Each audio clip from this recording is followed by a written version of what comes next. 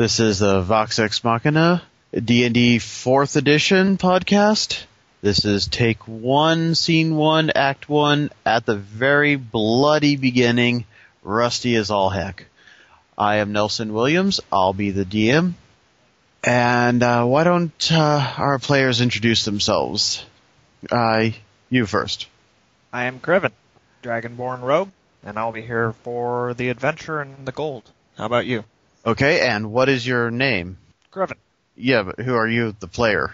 Oh, Dracul Draconicus. Alright, and our other player today? Hi, Incandescent, tiefling warlord. I'm not here for the gold, but mostly the beating people up. Beating people up, a fine and honored tradition. And your name is? Kit. Kit. Okay, so our scene opens up in deep space. As a matter of fact, it opens up somewhere on the trade lanes, heading towards the world of Primus. Your ship, a dragonfly, a light cargo-carrying vessel, which the salespeople would describe as a handy means of getting into ports that your competitors can't reach, and the local militia would describe as damn smugglers. And it looks like a bug too, doesn't it? In fact, it does look like a bug. It looks rather like this. There is a deck plan on the back if you want to see what it looks like inside. Awesome. They are not kidding when they named this vessel. I can see that. Yep. Basically speaking, in Spelljammer, things do what's on the tin. Alright. What it says on the tin. Okay. Your ship is named the Star Spinner, and it's under command of a Captain Edward McGinnis, who at this present moment is locking his longsword against the leader of the pirate band who just ambushed you on the trade lanes, put a bolt in your ship, and come in for boarding. Oh, okay, that sounds unfortunate. Yay for us. Mm-hmm. Yes. Hey, people beating! It always starts with the people beating. Yes. Spelljammer. Okay. Yes. The decks are actually awash with bodies and small fires and the bits and debris of a boarding action. Arrows, thrown knives, the occasional hatchet, something that looks like it used to be dinner, but is now scattered across the decks from a catapult shot. And, of course, the bodies of your fellow crew members who have been slain in the pirate attacks, and a couple pirates who got as good as they gave. Basically, you're down to the last men. It's you two, as well as the ship's cleric, a human named Victor Larson, who is your backup PC here, who will also be helping you out. Hopefully he does a good job. Hopefully so, since he's your healer. Alright. Against you are 7 pirates as well as the pirate captain. That's a lot of pirates. Darn it. There used to be more. There's maybe about 20 bodies on the deck, both your crew and the pirates as well. Oh, so I suppose this is not a time to be using diplomacy. This is not a time for diplomacy. This is a time for shooting people in the face. All right, then I will switch to my other skill, which is beating people up. All right. The pirates that are left got one of the surviving crew members, pushes him off the blade, and comes for you. Let's roll us some initiative. To do that, you roll a d20 and add your dex modifier. You have certain abilities that combine to raise that. Incandescent, for being a warlord, you give everybody a +2 bonus. Kriven, I believe you have a feat that gives +4 to initiative. I don't believe I do. Improved initiative feat. Oh, right, +4. Bonus to initiative check. So you get +6, as long as I can look at you. Yes, basically, as long as Incandescent exists, you get a +2 bonus. Plus the 4. Plus the 4. So you are incredibly speedy. Awesome. All right, men, have at you! 12. Is that with the +2 bonus? 14. Right. And for you? 8 plus 6. 14. Yay for shitty roll. All right. Well, we're off to a good start. The pirates got 18. They go first. Oh, God. Okay. What happens first is the pirates kind of array themselves in a pattern. 4 of them advance on first. Let's see. 2 of them going against Incandescent, coming in close with their scimitars. Screw you and the bugs you rode in on. Don't worry, we'll get them back. I have no plan, but stabbing people sounds good. Okay, what is your AC? 17. 17? Okay, that's 1 miss. And 1 hit. Wang. For 4 damage. Ow! My foot. As for you, Kriven, 2 more descend upon you. Awesome. And what is your AC? My AC is 15. Okay, 1 of them hits you, again, for 4 damage. Ow. Bunk. The other 2 pirates in back have daggers, which they ready and throw between their fellows. Oh, no. They've split up to 1 for the each of you. This will be Incandescent, not a chance. And this will be Kriven. Thunk, you get a dagger. Yay. Just don't put it in your eye. I'll try not to. Always best. It burrows through your armor for 3 points of damage. Ow. It's one of those burrowing daggers. Great start. Awesome. Well, mostly your armor absorbed the force of it, which would mean it is your turn, Incandescent. Right now, arrayed before you are those pirates, and in the background, you can't quite get to them. Your captain and the pirate captain are still locked in combat. Well, I think that I should probably put my sword through the guy that just hit me. All right. Give me an attack roll, and remember to add your ability modifier plus your weapon proficiency to a d20. And if I can get my thief to attack the same guy that I am, depending on our positioning, I can use one of my at-will powers. Well, Okay. Yeah, I'll just do an acrobatics roll. Do everything. Get up. Okay. Blank. Anyway, go. Yeah, basically you're more or less fighting together. Furious Smash, in that case. Okay. What's that do? Deals damage equal to strength modifier, and then choose one ally adjacent and apply my charisma modifier to their power bonus. Okay. The attack roll and the damage roll. Spiffy. That sounds like it'll hurt. Okay, give me an attack roll. Okay, let's look here. Got a +2 on my scimitar. Ha! 5, making it a 7. Okay, is that your attribute bonus plus your proficiency bonus?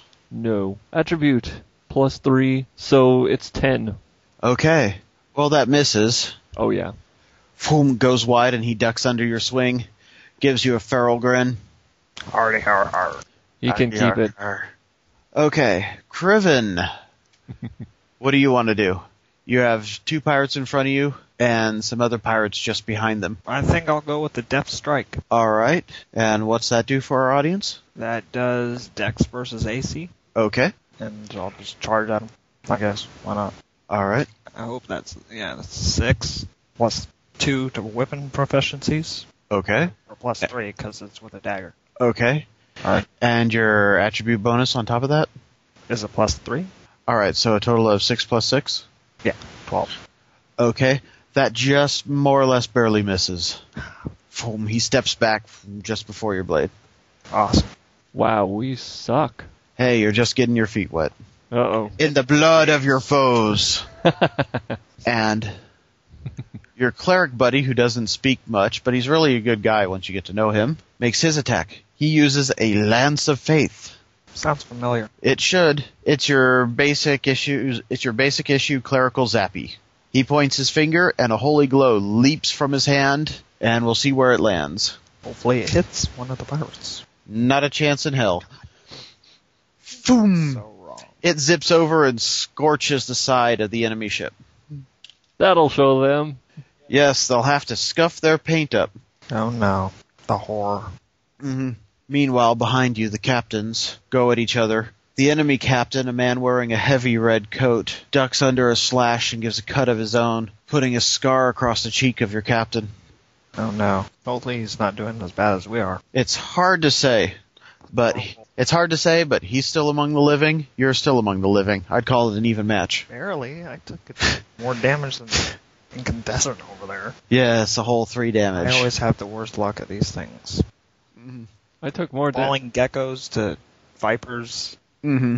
Now pirates. Yes. In any case, that brings it back to the pirate's turn. Another pirate steps up from the melee and joins the fray against Kriven. Yay. Let's make their attacks, see how they do.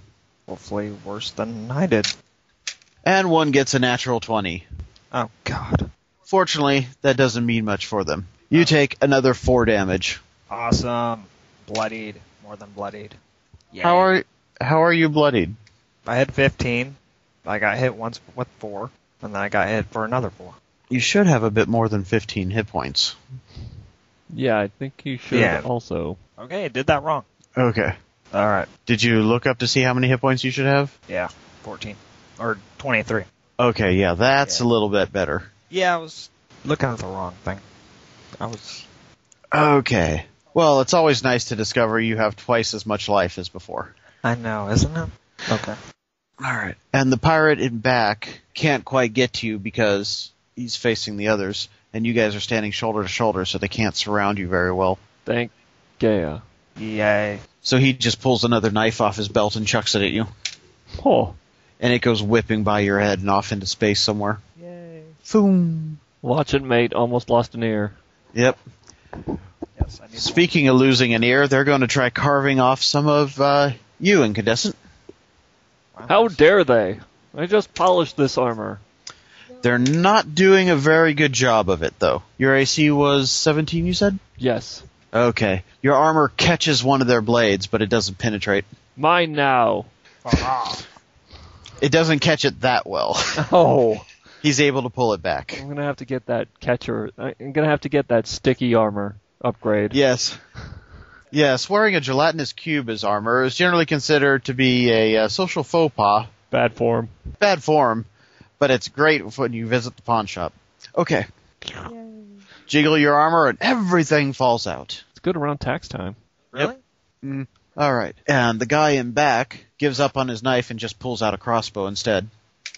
And fires a bolt between the pirates going after Incandescent. But he's no better shot with it than his buddy is with a knife. And it nearly takes off the other ear. Yay! Boom. Yes, and he hits the rogue instead. For how much? Just kidding. No. Block it with my mind powers. Ooh. All rogues have those. What are you talking about? Yes. And then once you take his bolt in the chest, you stagger back into the mast, which cracks and falls on you. Oh no. Wow, that sounds like a natural 1. Let's hope we don't roll any of those. I'm sure All right. we will. Which brings it back to your turn. In fact, it brings it back to Incandescent. What are you going to do? I say I'm done with these paltry fools. I'm going to crush the guy in front of me again. And I say again, I mean actually hit him this time. With a furious smash. A furious smash. Give me a roll. It is 11 plus 5 for a 16. Excellent. That actually hits. You furiously smash him and he caves. He stumbles back and falls to the deck, bleeding from his wounds. Yay! You're my hero. Is this one down or do I step on him on my way over? He's down. Batty Alright. stomp him. Harry Mason style. Well, you could if you wanted to, but I would. what else does the furious smash allow you to do? Well, it would have allowed me to have the rogue also take a part of him, but in this case, since the target is down, it's kind of burned.